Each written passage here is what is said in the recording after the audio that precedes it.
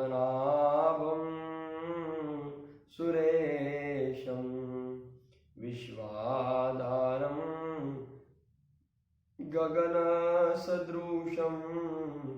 मेघवर्णं शुभांगं लक्ष्मीकान्तं कमलनयनं योगिभिर्ध्यानगम्यं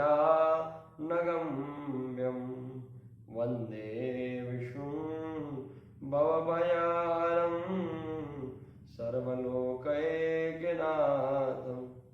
वसुदेवसुतं देवं कंसचाणूरमर्दनं देवकी परमानन्दं कृष्णं वन्दे जगद्गुरु।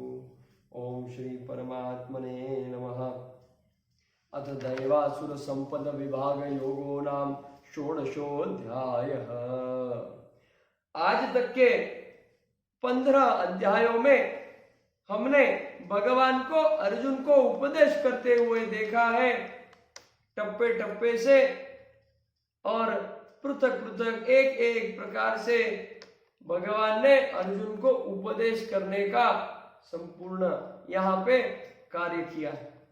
उसमें 15वें अध्याय में हमने देखा कि भगवान ने पुरुषोत्तम योग, इसका नाम है, पुरुषों में उत्तम परमात्मा, इनके बारे में बतलाया है, समूल जगत के बारे में बतलाया है। ऊर्ध्व मूल मदद शाखम, ऐसा पीपल के वृक्ष के समान संपूर्ण जगत है, ऐसा बतलाया है। और फिर बोला कि माया रहित जब सब देखोगे तो ऐसा कुछ भी नहीं दिखेगा, बराबर है। और हमको जो माया सहित वाले लोग हैं, जो इस जगत को ही सत्य समझते हैं, जो कि मिथ्या है, उनके लिए पीपल के वृक्ष के सदृश संपूर्ण जगत का, संपूर्ण ब्रह्मांड का भगवान ने वर्णन किया है। तत्पश्चात ये सब भ्रम है, माया का कार्य है, ऐसा बतलाते हुए भगवान ने कहा है जो ज्ञानी पुरुष है उसको ये सब एक ही दिखता है, ऐसा भिन्न भिन्न पृथक पृथक नहीं दिखता है। जिस प्रकार आकाश एक ही है लेकिन भिन्न भिन्न जगहों से वो पृथक पृथक दिखता है, अलग अलग दिखता है, इसी प्रकार से भगवान चराचर कण कण में विद्यमान है, लेकिन भगवान उस आकाश के सदृश, आकाश की भांति एक रूप है। इस षोडशोध्याय में और उसके पहले वाले 14वें अध्याय में भगवान ने तीनों गुणों के बारे में सारी जानकारी दी है। जो कर्म से बंधते हैं वो तीनों गुणों में बरतते हैं, फिर उसमें किस गुण का क्या कैरेक्टरिस्टिक फीचर है, किस प्रकार से वो बरतता है, उस व्यक्ति के ऊपर कैसे संस्कार होते हैं, उससे कैसे कार्य होते हैं, और उसका फेट माने उसके परिणाम क्या है, किस गति को प्राप्त होता है, इस बारे में संपूर्ण विश्लेषण हुआ है। इस षोडश अध्याय में 16वें अध्याय में भगवान ने दैव और असुर संपद के बारे में सब बतलाया है। आइए जानते हैं। श्री भगवान उवाच, श्री भगवान बोले, भय का सर्वथा अभाव, अंतःकरण की पूर्ण निर्मलता, तत्व ज्ञान के लिए ध्यान योग में निरंतर दृढ़ स्थिति और सात्विक दान, इंद्रियों का दमन, भगवान देवता और गुरुजनों की पूजा तथा अग्निहोत्र आदि उत्तम कर्मों का आचरण एवं वेद शास्त्रों का पठन पाठन तथा भगवान के नाम और गुणों का कीर्तन, स्वधर्म का पालन, इसके लिए कष्ट सहन करना और शरीर तथा इंद्रियों के सहित अंतःकरण की सरलता रखना, ये सब भगवान बतला रहे हैं। हम पूरा एक बार पढ़ के समझते हैं और तत्पश्चात एक एक बात को ध्यान में लेते हैं। उसके आगे भगवान वर्णन करते हैं, मन, वाणी और शरीर से किसी प्रकार भी किसी को कष्ट न देना, यथार्थ और प्रिय भाषण, अपना अपकार करने वाले पर भी क्रोध का न होना, कर्मों में कर्तापन के अभिमान का त्याग होना, अंतःकरण की उपरति अर्थात चित्त की चंचलता का अभाव होना, किसी की भी निंदा आदि न करना, सब भूत प्राणियों में हेतु रहित दया, इंद्रियों का विषयों के साथ संयोग होने पर भी उनमें आसक्ति का न होना, कोमलता, लोक और शास्त्रों से विरुद्ध आचरण में लज्जा और व्यर्थ चेष्टाओं का अभाव होना, तेज, क्षमा, धैर्य, बाहर की शुद्धि एवं किसी में भी शत्रु भाव का न होना, अपने में पूज्यता के अभिमान का अभाव होना, ये सब तो है अर्जुन दैवी संपदा को लेकर उत्पन्न हुए पुरुष के लक्षण है। देखिए, जो दो प्रकार की संपदाएं, एक है दैवी संपदा और दूसरी है आसुरी संपदा। हमारे में कौन से गुण हैं, हम किस प्रकार से बरतते हैं, हमारे क्या लक्षण है, उससे ये पता चलता है कि हम दैवी संपदा से उत्पन्न हुए हैं या हम आसुरी संपदा से उत्पन्न हुए हैं। दैवी संपदा के बारे में भगवान ने 3 श्लोकों में यहाँ पे वर्णन किया है, और ये जो दैवी संपदा के पुरुष के लक्षण है, ये सभी पृथक पृथक अध्यायों में हमने देखे हैं, बराबर है ना। प्राणी मात्र के लिए, किसी के लिए भी निंदा न करना, अंतःकरण की शुद्धि होना, कर्तापन का अभाव होना, और भगवान में निरंतर दृढ़ स्थिति रहना, सात्विक प्रकार से दान करना, इंद्रियों पर विजय पाना, इंद्रियों का और उनके विषयों का संयोग होने पर भी आसक्ति न होना, इत्यादि इत्यादि, ये जो सारे गुण बतलाए हुए, ये हमने पृथक पृथक अलग अलग अध्यायों में पढ़े हैं, सुने हैं, समझे हैं, कहीं कहीं पर उदाहरण से भी समझे हैं। तो ये जो सारे 3 श्लोकों में गुण बतलाए गए हैं, ये उत्तम, ये दैवी संपदा से उत्पन्न हुए पुरुष के गुण हैं। फिर एक बार टप्पे टप्पे से, बारी बारी से हम उनको देखते हैं कि भय का सर्वथा अभाव उसी व्यक्ति में होगा जिसको भगवान में संपूर्ण श्रद्धा है। जो भयभीत होता है, देखो, एक तो हमको भय तब लगता है जब हम कुछ गलत करते हैं, शास्त्र विहित करते हैं। कोई चोरी करे तो उसको भय लगता है, कोई कुछ गलत कार्य करे तो उसको भय लगता है, कोई झूठ बोले तो उसके पसीने छूटता है। तो जब हम कोई शास्त्र विहित कार्य नहीं करेंगे, सभी शास्त्र सम्मत कार्य करेंगे, तो भय का हमारे में अभाव होगा। दूसरी ये बात है, जब हमको कोई चीज की इच्छा होती है, आसक्ति होती है, तो मिलेगी कि नहीं, भय लगता है। देखो, आजकल ये डॉक्टर और इंजीनियर के बनने का बहुत प्रमाण है, तो मेरे को सीट मिलेगी कि नहीं मिलेगी, भयभीत रहता है, एंजाइटी रहता है, डर लगता है, नहीं मिलेगा तो लोग क्या कहेंगे, नहीं मिलेगा तो घर वाले क्या कहेंगे, और इस प्रकार से डिप्रेशन में जाता है। ये क्यों होता है? क्योंकि उसको ये लगता है कि मेरे पढ़ने से मेरे को नंबर आ रहे हैं और फिर मेरे को सीट मिल रहा है। जब व्यक्ति को ये बात ध्यान में आए कि हम केवल निमित्त मात्र हैं, करने कराने वाले ठाकुर जी हैं, करने कराने वाले भगवान, हम केवल निमित्त मात्र हैं। हाँ, कर्म के बिना फल निश्चित ही नहीं है, लेकिन केवल कर्म करना हमारे हाथ में, फल हमारे हाथ में नहीं है। 2 पेशेंट है, दोनों का सीटी स्कैन स्कोर कोविड में 10 और 10 है, दोनों की उम्र एक समान है, दोनों को जो भी तकलीफ है उसका पूरा बैकग्राउंड एक समान है, फिर भी दोनों को हमने एक समान दवाई दी है, लाइन ऑफ ट्रीटमेंट सेम है, फिर भी एक व्यक्ति बच सकता है, एक व्यक्ति धाम को जा सकता है। एक व्यक्ति बच सकता है, एक व्यक्ति धाम को जा सकता है, दोनों ही व्यक्ति बच सकते हैं, दोनों ही व्यक्ति धाम को जा सकते हैं। तो ये क्या है? दवाई देना, कर्म करना हमारे हाथ में, उसका क्या अंजाम, उसका क्या परिणाम, उसका क्या इफेक्ट होगा, ये ठाकुर जी के हाथ में, ये वो व्यक्ति के कर्मों से निश्चित होता है। इसी प्रकार से जब हम ये बात को अपने मन में दृढ़ता पूर्वक समझ लेते हैं कि करने कराने वाले ठाकुर जी हैं, हमको केवल कर्म करना है, भक्ति करना है, आगे पीछे कुछ नहीं सोचना है। तो जब फल का उसको आसक्ति नहीं रहेगी तो उसके मन में भय नहीं होगा। ये होगा कि नहीं वो तो ठाकुर जी करने वाले, तो आप चिंता करके कुछ होने वाला है? अगर आप चिंता करके कुछ होने वाला है तो मौका चिंता करो। हमारे घर का क्या ज्यादा है, टेंशन, डिप्रेशन, फिर एंटी डिप्रेशन खाओ, फिर नींद नहीं आती तो स्लीपिंग पिल खाओ और ये सब कार्य करो। ये कर्तापन का अभाव अति महत्वपूर्ण है। जब ये हमको बात ध्यान में कि करने कराने वाले ठाकुर जी है तो सर्वथा हमारे मन में भय होता ही नहीं तो शेयर मार्केट में इतना इन्वेस्टमेंट करूं कि नहीं, डूब गया तो भय। आई बात ध्यान में? इस प्रकार से लगा दिया जो होना है ठाकुर जी की। इसका ये मतलब नहीं कि प्रतिकूल स्थिति में पैसा लगा दिया, उसको पूरा स्टडी करना, उसके बारे में जानकारी लेना और अपने हिसाब से उसको उपयुक्त कर्म करना, इतना ही हमारे हाथ में। कितना % प्रॉफिट ये एस्टिमेट निकालना है, लेकिन उसमें अटक के नहीं रहना। अगर अटक के रहेंगे, आसक्ति का भाव रहेगा, कर्तापन का भाव रहेगा तो निश्चित ही भय लगेगा।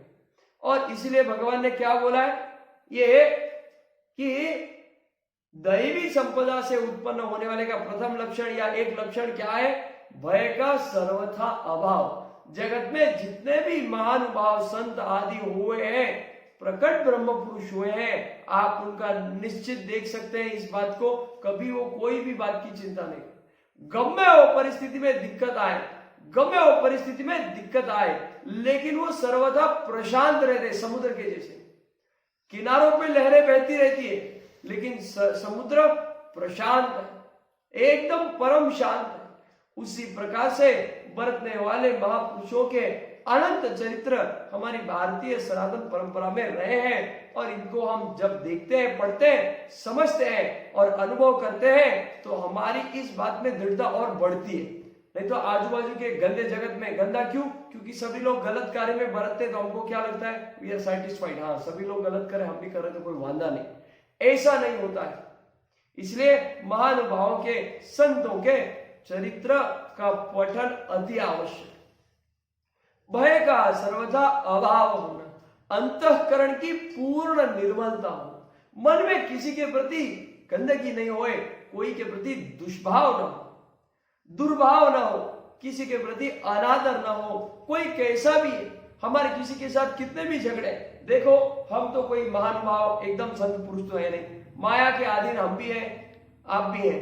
तो कोई के साथ झगड़ा हो गया, तब जब झगड़ा कर रहे शायद संसद विवेक नहीं था, क्रोध के कारण संसद विवेक के ऊपर आवरण आ गया, पर्दा पड़ गया और इसलिए हमने झगड़ लिया और दो चार कुछ बात समझा भी दी, कुछ बोल भी दी, कुछ हो गया, लेकिन फिर उसके बोल के शांत मोकड़ा हो गया, फिर क्षमा मांग ली, बात खत्म हो गई।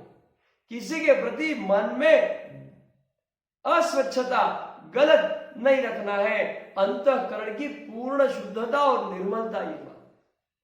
तत्व ज्ञान के लिए ध्यान योग में निरंतर दृढ़ स्थिति होना, तत्व ज्ञान के लिए ध्यान योग में निरंतर दृढ़ स्थिति होना। इसका क्या वर्णन किया है कि परमात्मा के स्वरूप को तत्व से जानने के लिए सच्चिदानंद घन परमात्मा के स्वरूप में एक ही भाव से ध्यान की निरंतर गाढ़ स्थिति का ये नाम क्या है, ज्ञान योग व्यवस्थिति रहना। बराबर है। तो इस प्रकार से भगवान का स्वरूप देखो, 7वें अध्याय में भगवान ने वर्णन किया कि भगवान के 4 प्रकार के भक्त हैं। एक यथार्थ, भगवान तुम मेरा ये करना, आप मेरा ये करना, मैं आपको ये करूंगा, है ना, मेरे घर करना, मैं आपके इतना पूजा पाठ करवाऊं, इतना मैं आपके भोग लगाऊं। दूसरा है आर्त, मैं तकलीफ में हूं, भगवान आप मेरी सहायता करो तो मैं आपके ये करूंगा। तीसरा है ज्ञानी, जिज्ञासु, तीसरा है जिज्ञासु कि भगवान परमात्मा ये वास्तविक स्वरूप में कैसे है, तत्व से कैसे है, इसको जानने की जिज्ञासा करने वाला भी भगवान का भजन करता है। इसको तत्व से जानने के लिए या इसको उत्सुकता से जानने के लिए ये एक प्रकार की श्रेणी, भगवान को जिज्ञासु। चौथा है जो ज्ञानी पुरुष है, जो भगवान को यथार्थ स्वरूप में तत्व से जानता है। ठीक है, तो यहाँ पे ये तीसरे प्रकार के हम भक्त हैं। ऐसा है कि तत्व ज्ञान के लिए ध्यान योग में निरंतर दृढ़ स्थिति रखना कि भगवान का वास्तविक स्वरूप क्या है, तत्व ज्ञान ब्रह्म ज्ञान को जानने के लिए भगवान में निरंतर दृढ़ स्थिति रखना। और सात्विक दान। अब सात्विक दान क्या है, ये 17वें अध्याय में, अगले वाले अध्याय में वर्णन किया है कि कौन से दान को सात्विक कहा गया है, रजोगुणी दान, तमोगुणी ज्ञान, ये सारा वर्णन हम देखेंगे। फिर इंद्रियों का दमन, माने क्या, इंद्रियों के ऊपर पूरा नियंत्रण, कि कोई आपके सामने, वैसे उदाहरण देना नहीं चाहिए, लेकिन कोई अगर वैश्या को भी लाके खड़ा करे तो भी आपका ध्यान निरंतर भगवान में रहे, आपके इंद्रियों के सामने कुछ भी होए लेकिन इंद्रियों के ऊपर पर्दा होए, भगवान नाम का इतना दृढ़ और गाढ़ा आश्रय हमारा होए कि आप गमे हो हमारे सामने करो, कोई फर्क नहीं पड़ता है। तो इंद्रियों का दमन, भगवान देवता और गुरुजनों की पूजा, गुरु पूजा की अतिशय महत्ता है, देव पूजा की अतिशय महत्ता है, भगवान की पूजा की अत्यंत महिमा, भगवान की पूजा, देवता की पूजा, गुरुजनों की पूजा। अरे ये तो तब होगा जब उनमें दृढ़ विश्वास होगा, दृढ़ विश्वास तब होगा जब हम उनको तत्व से जानने का प्रयत्न करेंगे, भगवान की, संतों की, गुरुजनों की, देवताओं की महिमा को जानेंगे, तभी तो पूजा करेंगे, नहीं तो कब करेंगे। और इसलिए ये सब का अभाव होने के कारण आप देख रहे हो ना कैसा सब हो रहा है वातावरण, किसी का किसी में विश्वास नहीं है, गुरुजनों की बातचीत नहीं मानते हैं और इस प्रकार से उनकी दुर्गति होती है। तथा अग्निहोत्र आदि उत्तम कर्मों का आचरण करना। अभी अग्निहोत्र सबके लिए संभव हो न हो, दिवस में एक बार किमान यज्ञ आदि ऐसे उत्तम कर्मों को करना, आचरण, इनका आचरण करना, वेद शास्त्रों का पठन पाठन करना। अरे वेद शास्त्रों को छोड़ो, वो सभी वेद शास्त्रों का जो सार श्रीमद् भगवत गीता जी है उसका अपने आज जीवन में एक बार पठन करे तो लोगों को बात सिर के ऊपर से जाती है, समझते ही नहीं, किस भी प्रकार से उनको बतलाने का प्रयत्न करो फिर भी वो जानते नहीं है, समझते नहीं है, इस प्रकार से दुर्गति को। तो वेद शास्त्रों का पठन पाठन करने वाले ये दैवी संपदा से उत्पन्न होने वाले जाने, ये सब संस्कार, ये जो सब बता रहे ना, वर्णन हो रहा है ना, ये जो संस्कार है, ये जो लक्षण है, ये सभी के नहीं, ये निश्चित ही प्रारब्धों का हमारे काम है कि वो हमको ऐसी सत्संगति में जन्म ले हमारा होता है, हमको ऐसे सत्संगी जन मिल जाते हैं, संतों का, गुरुजनों का, भगवान का आश्रय मिलता है, और ये केवल भगवत कृपा से और पूर्व जन्म के प्रारब्ध कर्मों से ही निश्चित होता है। इसके लिए कोई हम कुछ कष्ट करते हैं, सत्संगति के लिए कोई एग्जाम देते हैं, कोई दान आदि करते हैं, सत्संग तो सहज मिलता है, लेकिन भगवत कृपा से सहज, पूर्व कर्मों से सहज है। और इसका वर्णन कुछ पहले के अध्याय में भी भगवान ने किया है, जब अर्जुन ने पूछा कि जो आपके इसमें आप निरंतर आपका भजन कर रहा है लेकिन उसका मन चंचल है तो उसकी क्या गति होती है, क्या उसकी दुर्गति होती है? तो भगवान ने कहा नहीं, उसको सत्संगति मिलती है, उसका और मेरे मिलन का एक स्टेप बढ़ जाता है, लेकिन वो निश्चित मुझ में प्राप्त होता है, ये भगवान ने कहा है। आगे वर्णन है भगवान के नाम और गुणों का कीर्तन। भगवान के नाम में मधुर रस है, अमृत तुल्य भगवान का नाम है, भगवान से भगवान का नाम बड़ा है, ऐसा वर्णन आया।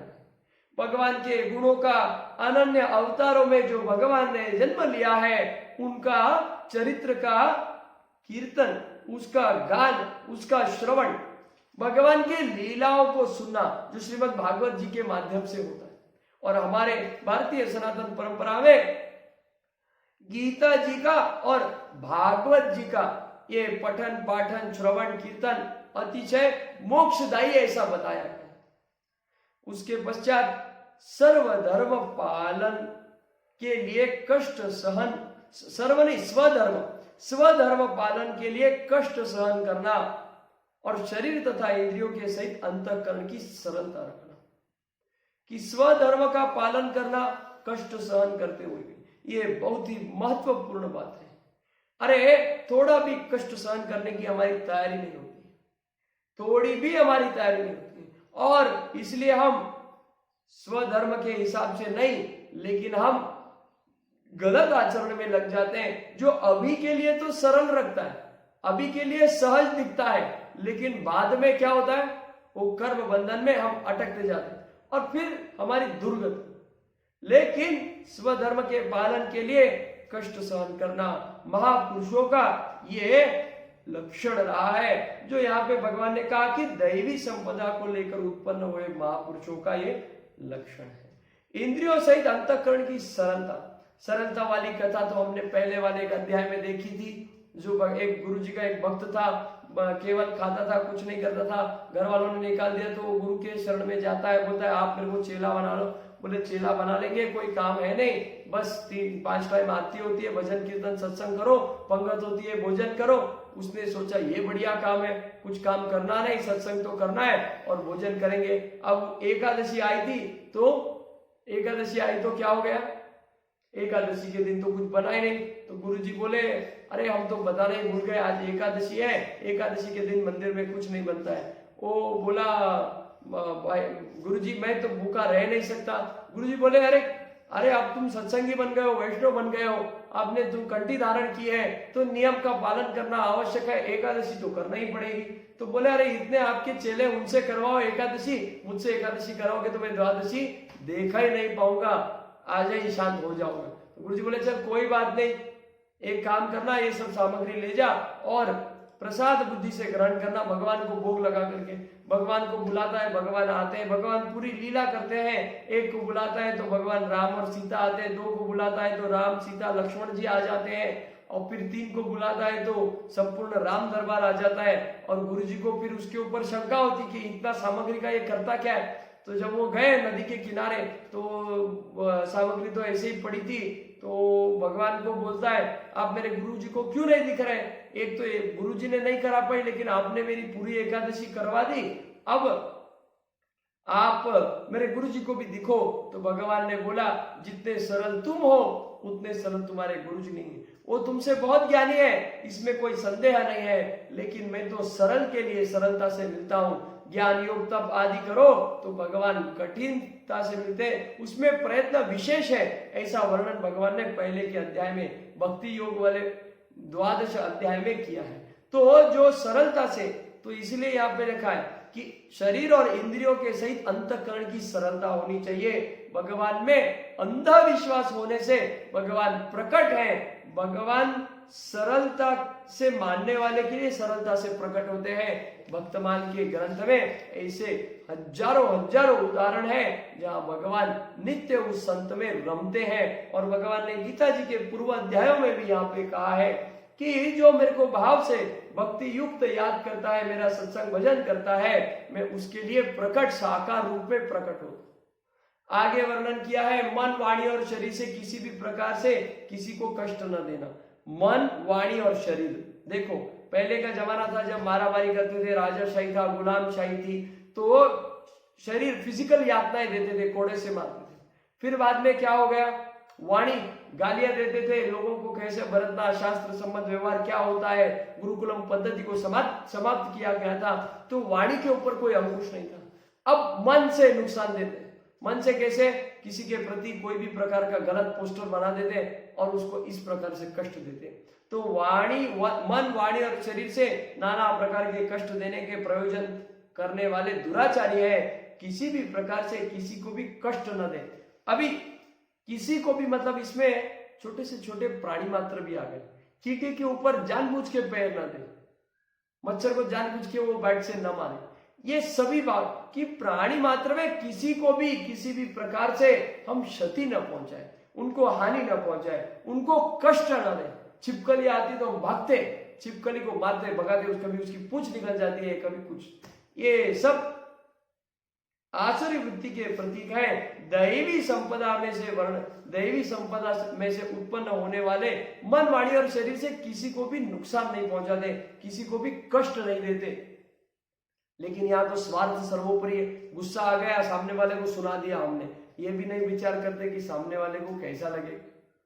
ये संतों का चरित्र रहा है, सहन करने की उनकी वृत्ति नहीं। जब हम सहन करते हैं ना, सहन करने वाले का भगवान है, सहन करते हैं तो भगवान हमको देखते हैं और हर जगह पे आश्रित हमको करते हैं, आश्रय हमको देते हैं। कष्ट सहन करना यहाँ पे वर्णन किया है ना कि सहन करना, स्वधर्म के पालन के लिए कष्ट सहन करना, ये बात है। और उसके आगे वर्णन किया यथार्थ और प्रिय भाषण करना, कि जिह्वा पे सबके लिए सद्भाव, मतलब अंतःकरण और इंद्रियों के द्वारा जैसा निश्चय किया हो वैसे का वैसा ही प्रिय शब्दों में कहने का नाम सत्य भाषण है। मतलब हमने एक पोस्टर भी उस संदर्भ में बनाया है कि मन में विचार किया एक, मुंह से बोला एक और किया एक, ये जब सब एक ही होता है तो उसको कहते हैं महात्मा। इसलिए महात्मा गांधी जी को महात्मा कहते हैं। कभी जीवन में असत्य बोला नहीं, असत्य बोला है तो उसको वापस से क्षमा मांगिए।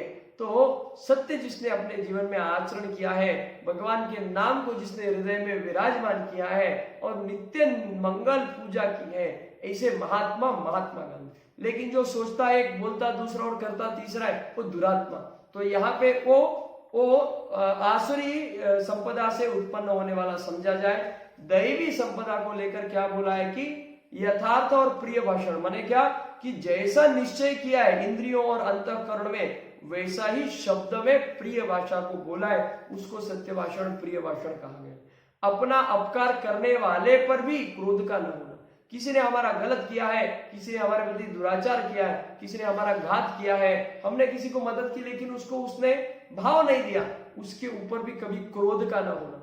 हमने कर्म किया, अगर हम देखो एक्सपेक्टेशंस हर्ट, ऐसा अंग्रेजी में कहते हैं। तो यही बात है कि अगर हम फल की चीज आसक्त ये रखते हैं कि भाई मैंने उसको खाना दिया ना तो उसने मेरी वाहवाही करनी चाहिए, ये जब हम फल का उसके बदले में कुछ विचार करते हैं तो निश्चित ही हमको क्रोध आता है, अप्रियता होती है, मन में गलत भाव होता है। तो अपने अपकार करने वाले का भी कभी क्रोध न हो, ये बात है। कर्मों में कर्तापन के अभिमान का त्याग अतिशय महत्वपूर्ण है। जब हम कर्तापन का त्याग करते हैं तो सर्वथा भय का नष्ट हो जाता है, भय नष्ट हो जाता है, भय का अभाव हो जाता है। अंतःकरण की उपरति अर्थात चित्त की चंचलता का अभाव, मन को प्रशांत रखना है, भगवान में लगा के रखना है, ये बात है। तो ये दैवी संपदा से उत्पन्न होने वाले पुरुष के लक्षण का कहा गया है। किसी भी प्रकार से निंदा न कीजिए, निंदा महापाप है, हमारे शास्त्रों में कहा है। अरे हम गमे उतने सज्जन व्यक्ति हो, रो हाउसेस में रह रहे हैं, कोई बाजू वाला व्यक्ति बाजू वाले बंगले का, हमारे बंगले के बाउंड्री में गार्डन में अगर कचरा फेंकता है तो हम कितने भी सज्जन क्यों ना हो, हम उसको एक बार दो बार देखेंगे, तीसरी बार तो उसको सुना देंगे, अच्छा खासा सुना देंगे। अरे दूसरे का कचरा अगर हमको हमारे घर में पसंद नहीं है तो दूसरों की निंदा युक्त बातें जो कचरा है वो हम सुनने के लिए अपने भीतर डालने के लिए इतने आतुर क्यों होते।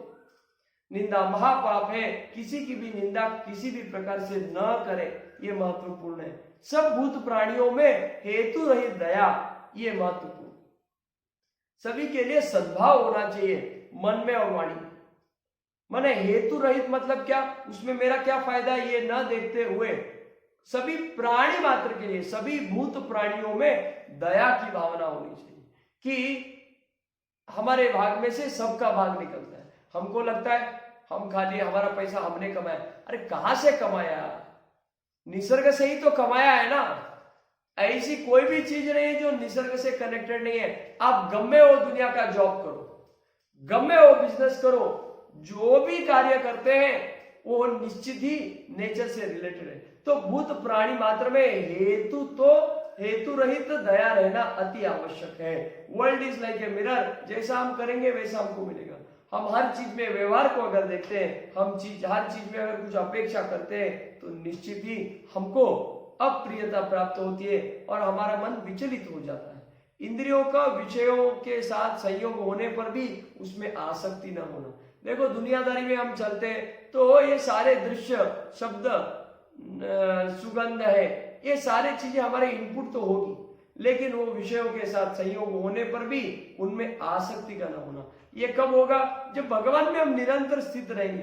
तो भगवान में निरंतर स्थित होने के कारण वो मधुर रस से जो हमारा मन की तृप्ति होती है, आत्मा की तृप्ति होती है उस आनंद से, तो हमको बाकी दुनिया के जगत के सारे विषय ये बहुत ही तुच्छ लगते हैं। और विषय, इंद्रियों का विषयों में संयोग होने पर भी हम आसक्ति रहित रह पाते हैं। कोमलता रहना हर चीज में, बात करने में, व्यवहार में, सब जगह पे लोक और शास्त्रों के विरुद्ध आचरण करने में लज्जा आना। अरे रहने दो, क्या ही बात करते इस जगत में हम कि, और व्यर्थ चेष्टाओं का अभाव। व्यर्थ चेष्टा तो सबसे पहले करते हैं। कोई को पूछो आप क्या कर रहे हो, तो ये ऐसा ऐसा करो, क्यों करते हो पूछने पर वो क्या बोलता है, मेरे को अच्छा लगता है। अरे तू कौन है कि तेरे को अच्छा लगे? ये बात को हमको जानना अति आवश्यक। ये हमको नहीं, हमारे मन को अच्छा लग रहा है जो नश्वर है। तो व्यर्थ चेष्टाओं को अपने आप से हम नहीं करेंगे, अपने आप से भगवत कार्य में और प्राणी मात्र के भलाई के लिए हेतु रहित दया हम करने लग जाएंगे जब हम ये समझेंगे। लेकिन इसमें तो हमको लज्जा भी नहीं आती, क्योंकि सभी प्रकार से लोग उसी प्रकार बरत रहे हैं, और इसलिए हमको वो शास्त्र विहित कार्य करने में, लोगों के और शास्त्रों के विरुद्ध में काम करने में भी, आचरण में भी हमको लज्जा नहीं आती है। और ये लज्जा न आने के कारण हम आसुरी संपदा से उत्पन्न होने वाले ऐसा लगता है। लेकिन जो दैवी संपदा से उत्पन्न होने वाले हैं उनको शास्त्र विहित कार्यों में लज्जा आती है, और वो कभी गलती से या कोई विवशता पूर्वक कर भी लेते तो प्रायश्चित की बात करते हैं। और व्यर्थ चेष्टाओं का अभाव ये नित्य गुण है। लेकिन आजकल हम देख रहे हैं सब व्यर्थ चेष्टा ही कर, वो आसुरी संपदा के। इनका फेट क्या आगे हम देखेंगे। आगे वर्णन किया है तेज। तेज का क्या? श्रेष्ठ पुरुषों की उस शक्ति का नाम तेज है कि जिसके प्रभाव से उनके सामने विषय आसक्त और नीच प्रकृति वाले मनुष्य भी प्रायः अन्याय आचरण से रुक कर उनके कथन अनुसार श्रेष्ठ कर्मों में प्रवृत्त हो जाते हैं। महानुभावों की, श्रेष्ठ संतों की ये बात रही है, उनका प्रभाव इतना है, उनका तेज इतना है कि जो गलत कार्य करने वाला, विषय में आसक्त रहने वाला व्यक्ति भी अगर उनके सामने आए तो उसके मन का परिवर्तन हो जाता है, और वो श्रेष्ठ कर्म करने, उनके कथन अनुसार, संतों के, श्रेष्ठ पुरुषों के कथन अनुसार श्रेष्ठ कर्मों को करने में प्रवृत्त हो जाता है। अरे जो एकदम ब्रह्म स्वरूप है, जो एकदम उच्च कोटि के स्तर में पहुंचे हुए संत और महानुभाव है, उनको तो कथन करने की भी आवश्यकता नहीं है। उनके स्वरूप मात्र से, उनके दर्शन मात्र से लोगों के मन में परिवर्तन हो जाता है और श्रेष्ठ कर्मों को करने के लिए वो प्रवृत्त हो जाते हैं। क्षमा का भावना, धैर्य, बाहर की शुद्धि और अंतः की शुद्धि, इसके बारे में क्षेत्रज्ञ वाला जो अध्याय है 13वां अध्याय, उसमें विस्तार से वर्णन किया हुआ है कि बाहर की शुद्धि क्या है, अंदर की शुद्धि क्या। एवं किसी के प्रति भी शत्रुता का भाव का न होना। शत्रुता का भाव का न होना ये बहुत महत्वपूर्ण बात है। सभी में परमात्मा का ही अंश है, सभी जो हम में है वही सभी में। जब ये बात हमको समझती है तो निश्चित ही हमारे मन में किसी के प्रति शत्रुता ना। क्या हम कभी हमारे ऊपर शत्रुता करते हैं क्या? हमने ये उदाहरण पहले भी बहुत बार हो चुका है कि हम खाना खा रहे, भोजन करते समय दांतों के बीच में जीभ का चिकना हो गया तो हम दांतों को निकाल के नहीं फेंकते। अभी दांतों के कारण जीभ को हानि हुई है, लेकिन दांतों को और जीभ दोनों को हम अपना समझते हैं, इसलिए हम बोलते हैं जाने दो, कोई बात नहीं, गलती से हो गए। उसी प्रकार का भाव जब सब में होता है, जब ये बात हमको समझ में आती है कि जो नारायण हम में है वही नारायण सभी में है, तब निश्चित ही शत्रुता का अभाव हो जाता है। और ये दैवी संपदा में उत्पन्न हुए पुरुषों के लक्षण हैं। अपने में पूज्यता के अभिमान का अभाव अतिशय महत्वपूर्ण है। हम सत्व आचरण को, सत्व लक्षणों को स्वयं में विद्यमान करते हैं, लेकिन फिर भी ऐसा लगता है कि हम दूसरों से कितने भारी, मैं हूं, मेरा आचरण इतना शुद्ध है, मैं ऐसा हूं, मैं वैसा हूं। लेकिन इस प्रकार से अभिमान का अभाव होना ये दैवी संपदा से उत्पन्न होने वाले पुरुष के लक्षण है। ये सब तू जान हे अर्जुन, ऐसा भगवान कह रहे हैं। आगे वर्णन करते हैं, हे पार्थ, दंभ, घमंड, अभिमान तथा क्रोध, कठोरता और अज्ञान भी ये सब आसुरी संपदा को लेकर उत्पन्न हुए पुरुष के लक्षण है। अब आप समझ लो और आप ही निश्चय कर लो, आपको दैवी संपदा वाला रहना है या आसुरी संपदा। दैवी बने देवता जैसा और आसुरी बने राक्षस जैसा। तो जो दंभी है, जो घमंडी है, जो अभिमानी है, जो क्रोध कर रहे हैं, जो कठोरता से बरत रहे हैं और जो अज्ञानी हैं, वे सब आसुरी संपदाओं को लेकर उत्पन्न होने वाले पुरुषों के लक्षण भगवान ने बतलाए हैं। Now you decide which way you want to be. आगे, दैवी संपदा मुक्ति के लिए और आसुरी संपदा बांधने के लिए मानी गई। अगर हम दैवी संपदा के प्रकार से बरतते हैं तो ये मुक्ति के लिए रास्ता है, लेकिन हम आसुरी संपदा के प्रति, आसुरी संपदा के प्रकार से बरतते हैं तो ये हमको कर्मों में और जीवन मरण के बंधन में बांधने वाली मानी गई है। आप डिसाइड करो, आपको मुक्त होना है कि आपको इधर ही बंधे हुए रहना है। आगे भगवान कह रहे हैं, इसलिए हे अर्जुन तू शोक मत कर, क्योंकि तू दैवी संपदा को लेकर उत्पन्न हुआ है। ये जो सारे गुण है भगवान ने अर्जुन में है, तो भगवान ने क्या बोला है कि तू दैवी संपदा को लेकर उत्पन्न हुआ है, इसलिए हे अर्जुन तू शोक मत कर। हम सभी दैवी संपदा को लेकर ही जन्म लेते हैं। कोई जन्म से क्रोध नहीं करता है। कभी छोटे बालक को देखा है क्रोध करते हुए? उसको घमंड रहता है क्या छोटे बालक को किसी चीज का कि मेरे को चलना आ गया? क्या वो घमंड करता है? अरे पैसे तो बहुत सारे लोग कमाते, फिर हमको पैसे का घमंड क्यों आता है? बराबर है ना, पैसे तो बहुत सारे लोग कमाते हैं, तो हमको पैसे का घमंड क्यों आता है? उसी प्रकार ये क्यों आता है? क्योंकि हम इस माया के अधीन हैं। जगत के इनपुट ऐसे गंदे हमारे मन में, पैसा आ गया तो एक हमारा स्टैंडर्ड होना चाहिए, लोगों में हमारी एक इमेज होनी चाहिए, ये गलत विचार समाज के द्वारा और माया के कारण हमारे अंदर बरतते हैं। लेकिन जिस प्रकार से छोटे बालक को चलने को आता है, दौड़ने को सीखता है, तो घमंड नहीं करता। चलना तो सभी सीखते हैं, दौड़ना तो सभी सीखते हैं, लेकिन वो बालक के लिए तो माइलस्टोन है ना, वो बालक के लिए तो कोई अचीवमेंट है ना, फिर भी वो घमंड नहीं करता है। क्यों? क्योंकि उसको माया का ऐसा, माया का क्या ऐसा उसके मन में आवरण नहीं, और शुद्ध अंतःकरण वाला है। इसलिए बालकों के ऊपर जैसे संस्कार किए जाएंगे उसी प्रकार से वो बनेंगे, और इसलिए बालकों पे अत्यंत श्रेष्ठ संस्कार होना अतिशय महत्वपूर्ण है। हम सभी दैवी संपदा को लेकर ही उत्पन्न होते हैं, लेकिन माया के अधीन होकर के दंभ, घमंड, अभिमान, क्रोध, कठोरता और अज्ञानता को प्राप्त होते हैं। इसके कारण हम कर्मों में बंध जाते हैं। आगे वर्णन कर रहे हैं, हे अर्जुन इस लोक में भूतों की सृष्टि यानी मनुष्य समुदाय दो ही प्रकार के हैं, एक तो दैवी प्रकृति वाले और दूसरा क्या है? आसुरी प्रकृति वाले। There is no third category, either you are good और bad, there are no shades of grey. लोग कहते हैं नहीं नहीं थोड़ा बहुत तो चलता है, दुनियादारी में रहना पड़ता है। No no no no, sorry sorry sorry, you are either from the दैवी प्रकृति और either you are in the आसुरी प्रकृति। You decide what you want to be, the way you want to be, you be like that. It's you who is going to decide your fate. अगर हम आसुरी प्रवृत्ति वाले हैं, आसुरी प्रकृति वाले हैं, तो हम कर्मों में बंध करके यहीं पे भटकते रहने वाले हैं।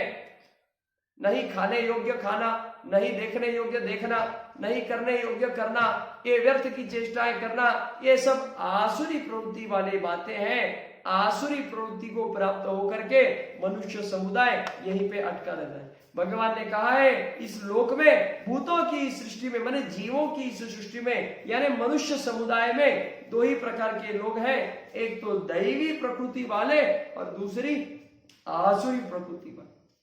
उनमें से दैवी प्रकृति वाला तो विस्तार पूर्वक कहा गया है, जो पहले, द्वितीय और तृतीय श्लोक में कहा है, और आसुरी प्रकृति वाले मनुष्य समुदाय को भी तू विस्तार पूर्वक मुझसे सुन। अब आगे भगवान आसुरी प्रवृत्ति वाले का वर्णन कर रहे हैं। आसुर स्वभाव वाले मनुष्य प्रवृत्ति और निवृत्ति इन दोनों को ही नहीं जानते। माने क्या? करने योग्य जो कर्म करना है उसको प्रवृत्ति बोल रहे हैं, और ये सब जगत में से बंधन में से मुक्त होने का नाम निवृत्ति बोला है। तो जो आसुरी स्वभाव वाले हैं करने योग्य कर्म भी नहीं करते हैं और निवृत्त सब कर्म बंधन में से मुक्त होने की बात भी नहीं करते। तो भगवान ने क्या कहा है? आसुर स्वभाव वाले मनुष्य न तो प्रवृत्ति को ही जानते हैं और न ही निवृत्ति को जानते, इसलिए उनमें न तो बाहर भीतर की शुद्धि है और न श्रेष्ठ आचरण है और न सत्य भाषण है। सत्य भाषण का क्या अर्थ है? जो यहाँ पे बोला है कि किसी को हमारे कारण, माने जो मन में विचार किया है, इंद्रियों में विचार किया है, उसी को बोलने का नाम सत्य भाषण है। अच्छा, तो वे आसुरी प्रकृति वाले मनुष्य कहा करते हैं, क्या कहा करते हैं कि जगत आश्रय रहित, सर्वथा असत्य और बिना ईश्वर के अपने आप केवल स्त्री पुरुष के संयोग से उत्पन्न है। ये आजकल के साइंस का भाव है कि नहीं है? We have evolve. अरे इवॉल्व माने अपने आप से सब हो गया, कोई करने वाला है, ये हम क्यों नहीं मानते? हमारा कुछ अच्छा हो गया तो लक, मैंने किया, और कुछ बुरा हो गया तो दूसरों के ऊपर आरोप करके मोकला। भगवान ने वर्णन किया है जो अतिशय स्पष्ट है, और जो लोग भगवान में नहीं मान रहे हैं, क्या बोलते हैं उसको? अथेसिस्ट। एथिस्ट क्या? अथेसिस्ट। एथिस्ट माने हिंदी में क्या कहते हैं उसको? नास्तिक व्यक्ति। तो नास्तिक के बारे में क्या भगवान ने पहले ही घोषणा की, भगवान को पता है ऐसा। तो भगवान ने क्या बोला कि जो आसुरी प्रकृति वाले हैं मनुष्य, वो क्या कहा करते हैं कि जगत आश्रय रहित है। माने क्या? जगत में किसी का कोई आश्रय नहीं है, कोई परम सत्ता नहीं, सर्वथा असत्य है और बिना ईश्वर के, जो भगवान को नहीं मान रहे हैं और क्या है? नास्तिक है। अपने आप केवल स्त्री पुरुष के संयोग से उत्पन्न है। अरे अपने आप स्त्री पुरुष के संयोग से उत्पन्न होने रहते तो आजकल लोग जो दवाइयां लेकर के पुत्रों को पुत्रियों को उत्पन्न करे, ऐसा नहीं होता। इतना वो सरल नहीं है। आपके एक पेशी में इतनी ताकत है कि वो संपूर्ण जीवन को यहाँ पे उत्पन्न कर रहा है। आज तक हम उस एक पेशी को बना न सके। स्त्री पुरुष के संयोग से उत्पन्न होने वाला स्वयं को आसुरी प्रकृति वाला मानता है और ये कहता है कि जगत सर्व असत्य है, बिना ईश्वर का है। अतएव केवल काम ही इसका कारण है, इसके सिवा और क्या है? काम माने समझ रहे हो ना? काम वासना का भाव, उसके कारण। और ये विचारधारा रही है 17वें और 18वें शताब्दी में पाश्चिमिक जगत की। वहां पे आप देख लेना, वहां के जो राजा रजवाड़े थे, वहां के जो विचारक थे, प्लेटो नामक, अरिस्टोटल नामक, वो लोगों में इस संभ्रम को फैला रहे थे कि मनुष्य जीवन का उद्देश्य केवल संभोग है। मनुष्य जीवन का उपदेश उन्होंने ये किया कि केवल काम वासना है, और वो केवल उसी बात को प्रचार करते। लेकिन वैलेंटाइन नाम के किसी संत ने, वहां के संत ने भारतीय शास्त्रों को पढ़ लिया और उसको ये समझ में आ गया कि मनुष्य जीवन इसलिए नहीं है, केवल संभोग के लिए नहीं है। यहाँ भारतीय संस्कृति में विवाह संपन्न होता है, विवाह के पश्चात उसका सिविलाइजेशन होता है। वहां तो केवल संभोग है, कोई भी किसी के साथ कुछ भी व्यवहार करता है, आज एक घर में, कल दूसरे घर में, परसों तीसरे घर में। इस प्रकार से सिविलाइजेशन कैसे होगा? उधर के पुत्रों पुत्रियों को यही पता नहीं हम किसकी बालक है, किसकी संतान है, तो सिविलाइजेशन नहीं होता है और समाज में अस्थिरता रहती है सभी प्रकार की, एजुकेशनल, सोशल, स्पिरिचुअल, इकोनॉमिकल, सभी प्रकार से अस्थिरता रहती है। लेकिन भगवान ने अद्भुत वर्णन किया है जीवन का क्या हेतु है, ये भगवान ने यहाँ पे वर्णन किया है। और आसुरी प्रकृति वाले लोग किस प्रकार से बरतते हैं, इसका अद्भुत ये वाक्य, ये जो श्लोक है, ये सब प्रूफ दे देते हैं। इस मिथ्या ज्ञान को अवलंबन करके, ये कौन सा मिथ्या ज्ञान? कि हम केवल स्त्री पुरुष के संयोग से उत्पन्न हुए हैं और ये अतः काम ही सब चीज का कारण है, ऐसा जो समझने वाले, ये जो मिथ्या ज्ञान को अवलंबन करके जिनका स्वभाव नष्ट हो गया है तथा जिनकी बुद्धि मंद है, वे सबका अपकार करने वाले क्रूर कर्मी मनुष्य केवल जगत के नाश के लिए ही समर्थ होते हैं। ये लोग केवल जगत के नाश के लिए समर्थ होते हैं, स्वयं का तो कल्याण नहीं करते, जगत का भी कल्याण नहीं करते। अरे कल्याण नहीं करे तो कोई बात नहीं, लेकिन नाश के लिए समर्थ होने वाले यही व्यक्तिमत्व है। क्रूर कर्मी है, क्यों? क्योंकि वो भगवान को मानते नहीं, भगवान को मानते नहीं, परम सत्ता को मानते नहीं, तो परम आश्रय को मानते नहीं, तो केवल दुराचार करने वाले, स्वयं को भगवान, ये ना कभी कभी आपको लगता है कि आप ही भगवान है, ये सब आसुरी प्रकृति वाले कार्य है, ये सब आसुरी प्रकृति वाले कार्य हैं। और ये हमें कैसे अभी उत्पन्न हो रहे हैं? देखो, जब तक कोई चीज का इनपुट नहीं होता है तब तक उसके ऊपर विचार नहीं होता, विचार नहीं होता है तो उस प्रकार से जीवन में आचरण नहीं होता है। ये जो सोशल मीडिया चल रहा है, अवश्य ही ये एक बहुत बड़ा वरदान है, लेकिन वरदान से ज्यादा ये श्राप हम भोग रहे हैं। कैसे? देख लो ना, न करने वाली चीजें हम उसमें से सीख रहे हैं, न देखने योग्य सब उसमें देख रहे हैं, उसके ऊपर कोई नियंत्रण नहीं है, कोई लॉ रूल नियम अगर है तो उसके वो नियम के आजू बाजू में 17 उसके चोर मार्ग हैं जिस प्रकार से वो गलत कार्य कर रहे हैं।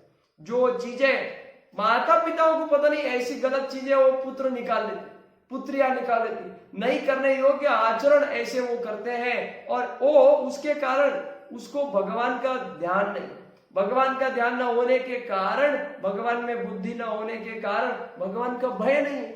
परम सत्ता आपने देखा ना, एकादश स्कंद में जब भगवान ने विश्वरूप अर्जुन को दिखा तो एक श्लोक में अर्जुन ने 4 बार नमस्कार किया, आपका अनंत कल्याणो, आप अनंत, आपको नमस्कार हो, ऐसा अर्जुन ने कहा। ये कब कहता है? चमत्कार को नमस्कार है ना। तो जो भगवान को मान ही नहीं रहे हैं तो उसको कोई चीज का भय नहीं है और इसलिए वो सारा दुराचार कर रहे हैं। उनको कर्म का साइकिल पता ही नहीं, उनको लगता है हम कर रहे हैं इसलिए हो रहा है। उनको अल्प क्षणों, अल्प और क्षणिक सुखों में जगत के उनको रस आता है, मान सम्मान में उनको रस आता है, किसी का अपमान करने में मजा आता है, अपने को मान मिले उसमें उसको मजा आता है। और इस प्रकार से ये सब आसुरी वृत्ति है।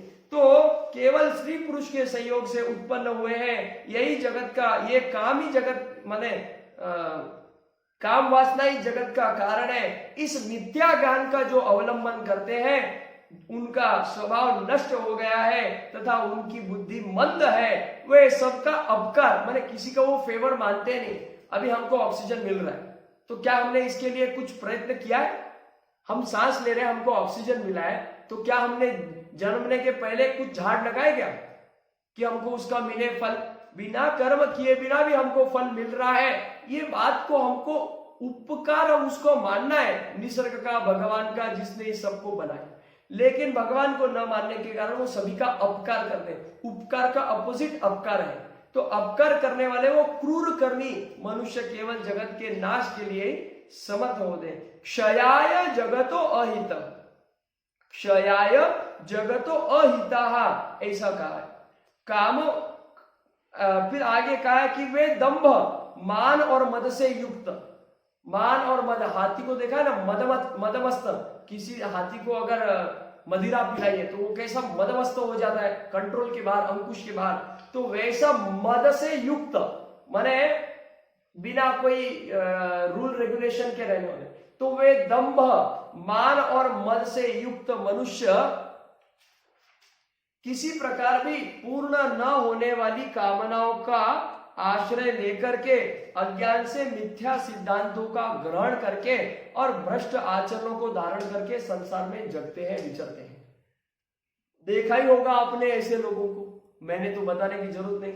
लेकिन इन लोगों का प्रमाण जगत में ज्यादा भले क्यों ना हो, लेकिन जगत में सत्संगी भी बहुत है, बिना हेतु के दया भाव रखने वाले भी बहुत है। फिर आगे भगवान कहते हैं कि ऐसे लोग मृत्यु पर्यंत रहने वाली असंख्य चिंताओं का आश्रय लेने वाले, विषयों के भोग में ही तत्पर रहने वाले और इतना ही सुख है इस प्रकार मानने वाले होते हैं।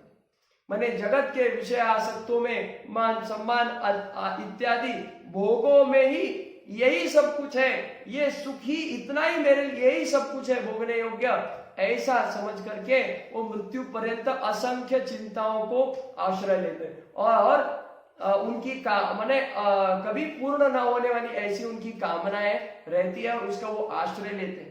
तो ये सब आसुरी प्रकृति के लोग के कैरेक्टरिस्टिक फीचर है। अब हम आपको निश्चय करना है, हम आपको निश्चय करना कि हम इसमें अगर आते हैं तो हमको दैवी संपदा का होना अति आवश्यक है। क्यों? क्योंकि आसुरी वृत्ति वाले क्या होते हैं? आसुरी प्रकृति वाले बंधते हैं। बोला है ना भगवान ने इधर 5वें श्लोक में, नहीं 5वें श्लोक में बोला है कि दैवी संपद विमोक्षाय निबंधायासुरी मत, दैवी संपद विमोक्षाय निबंधायासुरी मत, मतलब दैवी संपदा मुक्ति के लिए और आसुरी संपदा इस जगत में बांधने के लिए। अब इसमें से देखो, माया के अधीन हम सब हैं, ये हम सब का आचरण हो भी सकता है, लेकिन अब ज्ञान मिल गया ना, अब मिल गया कि नहीं मिल गया ज्ञान? तो अब मिलने के बाद अब हमको समझना है इतने दिन तक अज्ञानता में हमने कामनाओं का आश्रय लिया है, भोग विलास का आश्रय लिया है, अपने मिथ्या सिद्धांतों को बना करके ग्रहण किया, भ्रष्ट आचरणों को धारण किया है, विषयों के भोगों में हम तत्पर रहे हैं। ये क्यों? क्योंकि हमको अज्ञान था, हमको भगवान का स्वरूप नहीं पता था, भगवान ने जगत को क्यों बनाया, हम कहां से आए, हम कहां जाने वाले हैं, हमने क्या करना चाहिए हमको नहीं पता। लेकिन गीता ज्ञान पढ़ के हमको सब पता चल गया कि नहीं चल गया, हमारे सारे प्रश्नों का उत्तर हमको मिल गया कि नहीं मिल गया। अब इसमें भी अविश्वास रखते तो भगवान ने इधर ऑलरेडी 8वें श्लोक में कहा है कि क्या आसुरी प्रकृति वाले मनुष्य भगवान को मानते नहीं, जगत आश्रय रहित है, सर्वदा असत्य है, बिना ईश्वर के है, केवल स्त्री और पुरुष के संयोग से ये उत्पन्न हुआ है, ऐसा समझते। तो उसके लिए तो भगवान क्या बोलते, फिर वो इसी दंभ आचरण में अटका हुआ रहता है और यहीं बंध के यहीं नष्ट हो जाता है, और नष्ट भी नहीं होता, इधर ही भटकते रहता है ना, भगवत प्राप्ति उसको नहीं हो जाती। आगे वर्णन किया है, मृत्यु पर्यंत रहने वाली असंख्य चिंताओं का आश्रय लेने वाला, विषयों को भोगने में तत्पर रहने वाला, विषयों के भोगों को भोगने में तत्पर रहने वाला, ये सभी सुख है। जगत का धन मान ये सब असत्य है एक्चुअली, लेकिन इसी को सत्य मानकर, इसी को परम सुख मानकर के वो ऐसा बरतता है। और वे आशा की सैकड़ों फांसियों से बंधे हुए मनुष्य काम क्रोध के परायण होकर विषय भोगों के लिए अन्याय पूर्वक धन आदि पदार्थों का संग्रह करने की चेष्टा करते हैं। अरे भैया, ये तो जगत का कटु सत्य हमको दिखता है कि नहीं दिखता है? दिखता है कि नहीं दिखता है? ये जगत का सुख ही सब कुछ है। ऐसी व्यर्थ की आशाओं की सैकड़ों फांसियों से स्वयं को बांध लेते हैं। हाँ, गाड़ी बंगला तो होना ही चाहिए, बैंक बैलेंस तो होना ही चाहिए। अरे बैंक बैलेंस होने से अगर हमारा सब कल्याण हो जाता तो कोविड से धनवान व्यक्ति कभी मरते नहीं, बराबर है कि नहीं? ये जगत का नियम सभी के लिए सर्वथा समान है, जगत के नियम को कोई एक्सेप्शन नहीं। स्वयं भगवान इसके अनुसार बरतते हैं और हमको बतलाते हैं। क्यों भगवान क्यों बरतते हैं? भगवान तो माया के परे है, लेकिन भगवान हमको समझाने के लिए मनुष्य देह में आकर के सारी लीला करते हैं, फिर भी हम नहीं समझते, तो ये हमारा अहो दुर्भाग्य। लेकिन यहाँ पे भगवान ने ये लाइव आप देख लो ना, क्या होता है, फ्रस्ट्रेशन आता है कि नहीं है, मेरा इतना लॉस हो गया, मेरा इतना घाटा, ये सब पदार्थ व्यर्थ है। भगवान ने पहले के अध्याय में वर्णन किया है, सत्व पुरुष का क्या वर्णन किया है, आप उसके सामने मिट्टी का घड़ा रखो या सोने का घड़ा रखो, समान चित्त वाला होता है, दुख सुख में समचित्त। क्योंकि ये जो दुख सुख जिन कारणों की वजह से हो रहा है, जिन पदार्थों की वजह से हो रहा है, ये सब नश्वर है, ये माया के कारण है। परम पिता परमात्मा केवल एकमेव सत्य स्वरूप है। तो इन व्यर्थ आशाओं की, बेटा तू ये बनेगा ना तो तेरे को ये मिलेगा, हम तो डूबे, हमने हमारे आगे वाली जनरेशन को भी हम डुबा रहे कि नहीं डुबा रहे, डुबा रहे। और इसके कारण क्या हो रहा है, हम तो अधोगति को प्राप्त होने ही वाले हैं, हम आगे वाली जनरेशन को भी प्रवृत्त करते हैं अधोगति को प्राप्त होने। खुद का तो कल्याण करते ही नहीं है, अब बीजे का दूसरे का भी अकल्याण होगा। इसलिए इस बात को समझना है। और देखो है वो परिस्थिति ने भगवान को, अरे ये गीता जी तो 5000 साल पहले हो गई थी कि नहीं? जो लोग हर चीज को अपने रीच में मानना चाहते हैं तो गीता शास्त्र के ऊपर भी बहुत प्रश्न करते हैं, लेकिन वो रामायण में तो नहीं माने क्योंकि लाखों साल पहले हुई थी, लेकिन कम से कम गीता जी में तो मानते हैं क्योंकि 5000 साल पहले उनके रीच में ना, कि यीशु क्रिस्त 2021 साल पहले हुए और आपके ये मोहम्मद पैगंबर ये 1400 साल पहले हुए, या गौतम बुद्ध 2000 साल पहले हुए। तो वैसे सनातन परंपरा 5000 साल पहले, ऐसा वो मानते हैं। ये सनातन परंपरा करोड़ों सालों से चल रही है, भगवान ने गीता जी में वर्णन किया है। लेकिन आप ये भी मान लो तो गीता शास्त्र को मान ले। अब भगवान ने अभी जो आचरण हो रहा है वो उस समय बोल दिया, और उस समय भी तो हो रहा था ना। ये आशा किसको थी? दुर्योधन को थी ना आशा, थी कि नहीं थी? सारा राज्य मेरा होना चाहिए, इंद्रप्रस्थ भी मेरा होना चाहिए, पांडवों को मैं सुई के नोक के जितनी जमीन का भाग नहीं दूंगा। ये सैकड़ों आशाओं की फांसियों में स्वयं को उसने बांधा है, और फिर काम क्रोध के परायण होकर के विषय भोगों के लिए अन्याय पूर्वक धन आदि का पदार्थों का संग्रह किया कि नहीं किया? उसने पांडवों के साथ अन्याय किया ना। वो उसमें चौपड़ पासा के गेम में क्या बोलते हैं उसको, शतरंज बोलते नहीं, चौपड़ पासा को क्या बोलते हैं? उस सभा का क्या नाम था? द्यूत क्रीड़ा। तो द्यूत क्रीड़ा में भी उसने गलत किया। ये देखो, अन्याय पूर्वक धन आदि का, तो धन आदि का और उसके महल का, राजमहल का लेने के लिए, संग्रह करने के लिए उसने अन्याय किया। किस लिए? विषयों को भोगने के लिए। और किसके परायण होकर के? काम और क्रोध के, काम वासना और क्रोध के परायण होकर ये सब किया ना। गुस्सा निकालने के लिए तो द्रौपदी का वस्त्रण करने की बात की। तो वो जो दुर्योधन तब था, आज भी जगत में बहुत सारे दुर्योधन की प्रवृत्तियां, शकुनी मामा की प्रवृत्तियां हैं, सभी प्रकार की प्रवृत्ति है। अब हमको कौन सा बनना है? ये आसुरी प्रवृत्ति का भगवान ने पूरा विश्लेषण किया। और अगर हम इस प्रकार से बरत रहे हैं, अगर हम इस प्रकार से बरत रहे, तो हमको एक्सेप्ट करने में हिचकिचाना नहीं चाहिए कि हम अभी तक आसुरी प्रवृत्ति के हैं। लेकिन अब हमको ज्ञान समझ में आ गया, अब हम भगवान की सत्ता को मान रहे हैं और आसुरी प्रवृत्ति का सर्वदा त्याग करके भगवत आश्रय बन करके, भगवान का आश्रय लेकर के दैवी संपदा की प्रवृत्ति वाले बन रहे हैं। ये हमने निश्चय करना चाहिए, ये हमने निश्चय करना चाहिए। नहीं करते तो हमारी अधोगति है, भगवान को कोई तकलीफ नहीं है। भगवान बोले भटको, मेरे घर का क्या जाने। आगे वर्णन किया है, वे ऐसा सोचा करते हैं, कौन? ये आसुरी प्रवृत्ति वाले। वे ऐसा सोचा करते हैं कि मैंने आज यह प्राप्त कर लिया है और अब इस मनोरथ को प्राप्त कर लूंगा। आज प्राप्त कर लिया, अब जो आगे सोच रहा हूं इसको प्राप्त करूंगा, इसको, मेरे पास यह इतना धन है और फिर भी यह हो जाएगा, मेरे पास इतना है और चाहिए और मिल जाएगा, ऐसा वो सोचते हैं। इदमद्य मया लब्धिम इमं प्राप्स्य मनोरथम इदम अस्ति दमपि में भविष्यति पुनर्धनम, कि अभी इतना प्राप्त कर लिया और भविष्यति पुनर्धनम और मैं प्राप्त करूंगा, ऐसा उनको लगता है। ऐसा होता है क्या? हमारे हाथ की बात है क्या? ऐसा होता तो बड़े बड़े लोग लॉस में नहीं जाते। आगे, वह शत्रु मेरे द्वारा मारा गया, उन दूसरे शत्रुओं को भी मैं मार डालूंगा, मैं ईश्वर हूं। आ गया ना डायलॉग, मैं कह रहा हूं आपको ये बात, आप समझिए, मैं ईश्वर हूं, ऐश्वर्य को भोगने वाला हूं, मैं सब सिद्धियों से युक्त हूं और बलवान तथा सुखी हूं। ऐसा वो खोटा मन में विचार। देखो, गमे हो पैसा हो, लोग बड़े बड़े बंगले में सोने वाले लोग नींद की दवाई लेके सोते, और वही अपना 2 कमरे का घर है, शांति है, भगवान का पूजन पठन होता है, भगवान का आश्रय लेकर के रोजी रोटी करता है, दाल रोटी खाता है और आनंद में रहता है।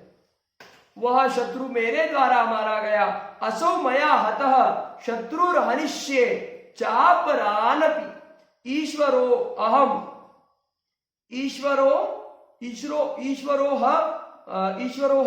अहम भोगी सिद्धोहम बलवान सुखी। मैं सब सिद्धियों को युक्त हूं, सभी सिद्धियों से, और मैं अतिशय बलवान और सुखी हूं, ऐसा उसको लगता। मैं बड़ा धनी और बड़े कुटुंब वाला हूं, मेरे समान दूसरा कौन है? मैं यज्ञ करूंगा, दान दूंगा और आमोद प्रमोद करूंगा। इस प्रकार अज्ञान से मोहित रहने वाला तथा अनेक प्रकार से भ्रमित चित्त वाले मोह रूप जाल से समावृत और विषय भोगों में अत्यंत आसक्त आसुर लोग महान अपवित्र नरक में गिरते हैं। समझ रहे ना आप मेरी बात? अब हमने नरक देखा नहीं तो ठीक है, आसुरी प्रवृत्ति को करते रहो और नरकों को भोगते रहो, लेकिन फिर भी आपकी इस आसुरी वृत्ति के लिए हम भगवान से प्रार्थना करते हैं कि वो आपको सद्बुद्धि दे, आपको सत्संग दे। आप गमे हो गलत कार्य करो, लेकिन भगवान आपको सद्बुद्धि और सद्विवेक दे, ताकि आप आसुरी प्रवृत्ति से दैवी प्रवृत्ति में परिवर्तित हो जाओ और आपका कल्याण हो जाओ। ऐसी हृदय से प्रार्थना है, और ऐसी प्रार्थना हमारे अद्भुत संत तुलसीदास जी गोस्वामी जी ने की। आप रामचरितमानस का वो पहला कांड पढ़ के देखिए, आपको ध्यान में आएगा। उन्होंने सभी के प्रति सद्भाव व्यक्त किया। आगे भगवान वर्णन करते हैं, वे जो आसुरी प्रवृत्ति को धारण किए हुए हैं, वे अपने आप को ही श्रेष्ठ मानने वाले घमंडी पुरुष धन और मान के मद से युक्त होकर केवल नाम मात्र के यज्ञों द्वारा पाखंड से शास्त्र विधि रहित यजन करते हैं। जो शास्त्र सम्मत है वो नहीं करते, शास्त्र विधि के रहित पाखंड से यज्ञों द्वारा यजन करते। वे अहंकार, बल, घमंड, कामना और क्रोध आदि के परायण और दूसरों की निंदा करने वाले पुरुष अपने और दूसरों के शरीर में स्थित मुझ अंतर्यामी से द्वेष करने वाले हो जाते। मैंने बोला ना, आपको बताया ना कि भगवान ने यहाँ पे क्या कहा है। अभी मैंने बतलाया मतलब मैंने तो बतलाया नहीं है, ये भगवान ही हमारे से सत्संग करा रहे, आपके माध्यम से दास का सत्संग हो रहा है, ये बात है। लेकिन जो अपने अभी सत्संग में हम सबने पढ़ा है कि अहंकार, बल, घमंड, कामना और क्रोध आदि के परायण होकर दूसरों की निंदा करने वाले वो पुरुष बन जाते हैं और दूसरों के शरीर में स्थित भगवान को न देखते हुए अंतर्यामी से वो द्वेष करने लगे और दूसरों को द्वेष करने लग जाते। बराबर है ना, वो ऐसा ही है, ऐसा ही है। आपको उदाहरण बताया ना कि जीभ को दांत के नीचे चप जाते हैं, चिगत जाती है, तो दांत के ऊपर हम द्वेष करते हैं क्या? दांत के ऊपर हम क्रोध करते हैं क्या? नहीं, क्योंकि उसको हम अपना मानते हैं। तो जो नारायण हम में है वही नारायण सभी में। इस भावना को अगर हम समझते हैं तो हम कभी कंपटीशन नहीं करेंगे। बराबर है, मेरे पास बल ज्यादा होना चाहिए ऐसा हमको कभी नहीं लगेगा। तो हमको अगर ये ज्यादा का भावना नहीं है तो घमंड ही नहीं आएगा, हमारे में कामना ही नहीं हो जाएगी, और दूसरा कोई आगे जा रहा है हम नहीं आगे जा पाए तो हमारे मन में क्रोध भी नहीं होगा, और दूसरा गम में आगे जाए ना जाए हम उसकी कभी निंदा नहीं करेंगे। क्यों? क्योंकि जो हम उसके आनंद में हमारा। तो ये प्रभु स्वामी महाराज कहते थे दूसरों के कल्याण में हमारा कल्याण है। इसी बात को कर्मयोगी संस्था भी आचरण में लाती है, और यही भगवान ने भी कहा। क्या कहा है? दूसरों के आनंद में अपने आनंद को मानना है, दूसरों के खुशी में अपनी खुशी को मानना है, दूसरों का हित वही हमारा हित है, इसको मानना है। इसी से परम हित होने वाला है। इस बात को आप नोट कीजिए, समझ गए ना इक्वेशन को? नहीं तो बोलेंगे मेरा मेरा देख ले, और ये सब माता पिता आजकल यही सिखाते, संस्कार यही देते हैं कि अपना अपना देख ले। तो इससे क्या हो रहा है? इससे क्या हो रहा है? सर्वथा धर्म का नाश हो रहा है, सर्वथा हम द्वेष युक्त हो रहे हैं, निंदा युक्त।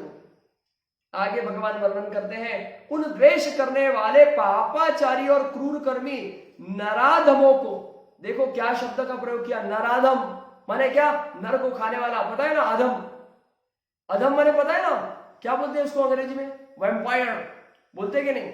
उस नराधमों को मैं संसार में बार बार आसुरी योनियों में डाल दे रहा हूं। देखो आ गया ना फेट इधर, आ गया ना फेट इधर। अब मानना ना मानना आपकी बात है, बतलाना सत्संग करवाना भगवान ने निमित्त से करवा दिया है, मानना ना मानना आपकी बात है। उन देश करने वाला, इसीलिए तो स्वर्गीय लिखते कितना भी पुण्य किया हो, लेकिन निंदा विंदा तो हम सब करते हैं। भगवान के धाम में गए ब्रह्म स्वरूप है, ऐसा बहुत कम लोग के लिए लिखे, क्योंकि हम जीवन भर में कैसा बरतते हैं ये हमारे आजू बाजू के सभी लोग देखते हैं। अरे कोई देखे ना देखे, हमारे अंदर जो आत्म तत्व है वहां बैठा, वहां मतलब वहां नहीं बैठा, लेकिन ये जगत में संपूर्ण कॉमन कॉन्शियसनेस है, परमात्मा है, वो हम सभी को देखते हैं। और इसलिए क्या भगवान ने कहा है कि ये द्वेष करने वाले पापाचारी और क्रूर कर्मी नराधमों को मैं संसार में बार बार आसुरी योनियों में डालता हूं। हे अर्जुन, वे मूढ़ मुझको न प्राप्त होकर ही जन्म जन्म में आसुरी योनियों को प्राप्त होते हैं, फिर उनसे भी अति नीच गति को प्राप्त होते हैं, अर्थात घोर नरकों में पड़ते हैं। अब आपको पढ़ना है तो आप देखो, कोई डरा नहीं रहा है, क्योंकि ये सारा ज्ञान कहने के बाद में भगवान अर्जुन से क्या कहते? हे अर्जुन, मैंने अतिशय रहस्यमय ज्ञान तुझको भली भांति कहा है, अब तुझको मानना है तो मान, तुझको जो लगता है वैसा कर। भगवान ने अगर ऐसा कह दिया तो अपना को तो वैसा ही कहना। ये कार्य कहना हमारा था, भगवान के निमित्त प्रेरणा से हो गया है, लेकिन अब मानना ना मानना ये दर्शकों के ऊपर है। काम, क्रोध तथा लोभ ये 3 प्रकार के नरक के द्वार है। इसके बारे में क्या कहा है कि सर्व अनर्थ के मूल और नरक की प्राप्ति में हेतु होने से यह काम, क्रोध और लोभ नरक के द्वार ऐसा काम है।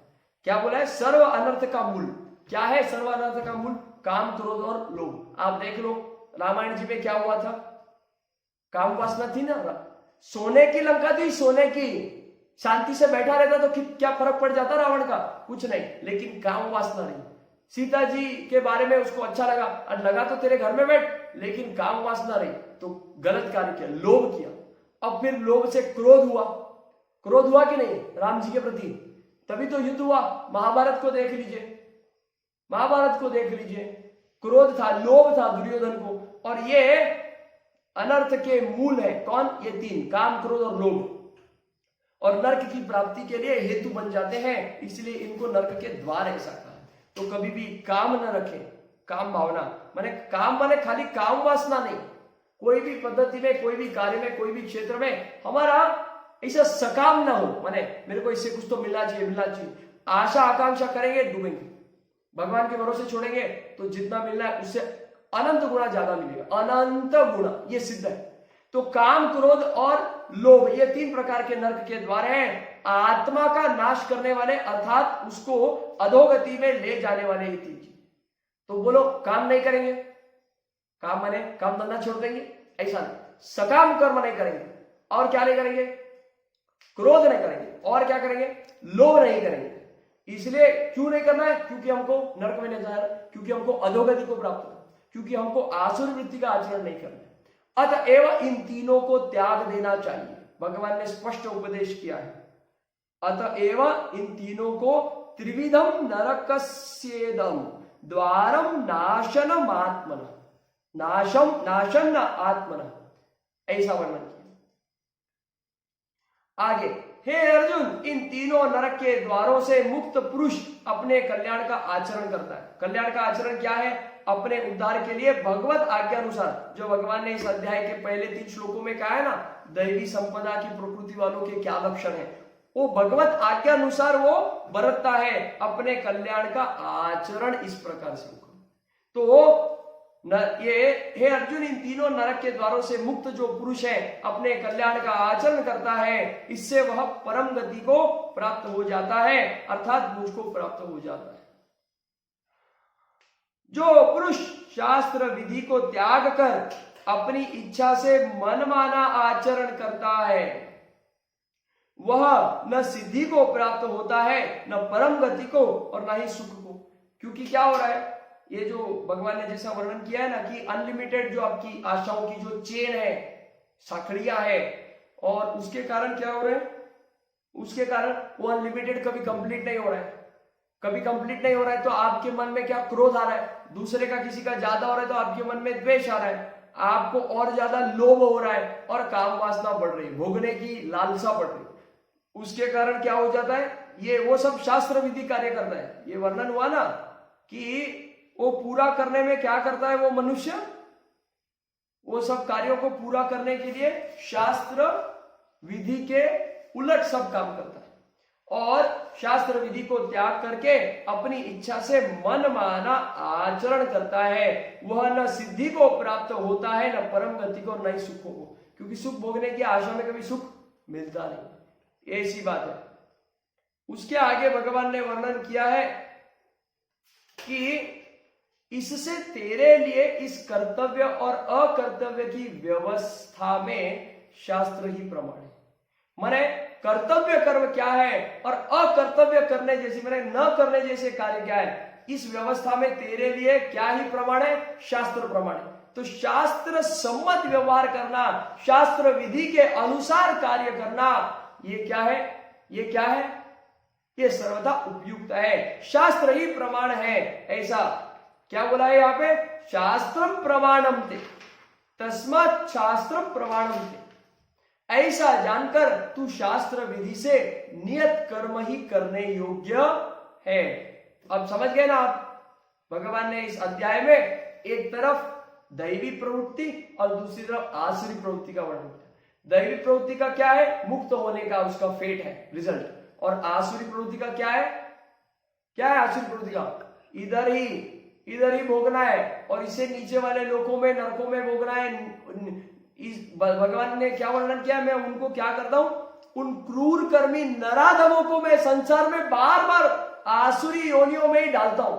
ये तो जगत का नियम है ना, जैसा करोगे वैसा भरोगे। तो भगवान ही जस्ट, भगवान क्या है, बोले दंड नीति को हरिनारायण से कोई ना अच्छा चलाता है, शास्त्र विहित कर्मों को करके अपने पापों का घड़ा भरवाता है। ऐसी अद्भुत कविता रची हुई है। तो इस प्रकार से हमको ध्यान में आता है, अब हमको क्या करना है, सत्सद विवेक और बुद्धि से आप सोचो और अपने कर्मों को जस्टिफाई ना करो। इसमें आप और हम क्या करना चाहिए हमने, कि हम जो भी कार्य कर रहे हैं वो दैवी प्रवृत्ति वाला है कि आसुरी प्रवृत्ति वाला। नहीं नहीं, ये ऐसा नहीं, मैं ऐसे करता हूं, मैं लाख रुपए कमाता हूं, 10% डोनेट करता हूं, उपकार करता है? उपकार करता है? नहीं। ऑक्सीजन फुकट का, पानी फुकट का, नहीं गवर्नमेंट को टैक्स देता है। अरे गवर्नमेंट क्या नेचर को टैक्स देती है क्या? पानी को दूषित कर रहे हैं, नदियों को दूषित कर रहे हैं, समुद्र में दूषित कर रहे हैं, समुद्र किनारे न्यूक्लियर वेपन वाले न्यूक्लियर के प्रोजेक्ट डाल रहे हैं, वायु को दूषित कर रहे हैं, सब प्रकार से अन्याय कर रहे हैं, धरती माता को त्रास दे रहे हैं। अतिशय आसुरी वृत्ति का ये कार्य है, ये सबका त्याग अतिशय आवश्यक है। वेद शास्त्रों सम्मत व्यवहार और योग्य वो कार्य करना अतिशय महत्वपूर्ण है। ये बात को हम समझते हैं। चुनाव आपका है, जैसा हम करेंगे वैसा। We are free to choose but not free from the consequences of the choice. बराबर है? उसका जो परिणाम है, रिजल्ट है, कॉन्सिक्वेंस है, उसको भोगने के लिए हमको तैयार होना चाहिए। और जो शॉर्ट टर्म सुखों में, अल्प सुखों में, क्षणभंगुर सुखों में अटकेगा वो भटकेगा, ये निश्चित है, ये जगत का नियम है। इस प्रकार से आप हमको सत्व आचरण करना है। ओम तत्सदिति श्रीमद् भगवद गीता उपनिषत्सु ब्रह्म विद्यायाम योग शास्त्रे श्री कृष्णार्जुन संवादे दैवासुर संपद विभाग योगो नाम षोडशोध्याय। वो दैवासुर नहीं है, दैव आसुर संपद विभाग योगो नाम षोडशोध्याय। ओम शांति।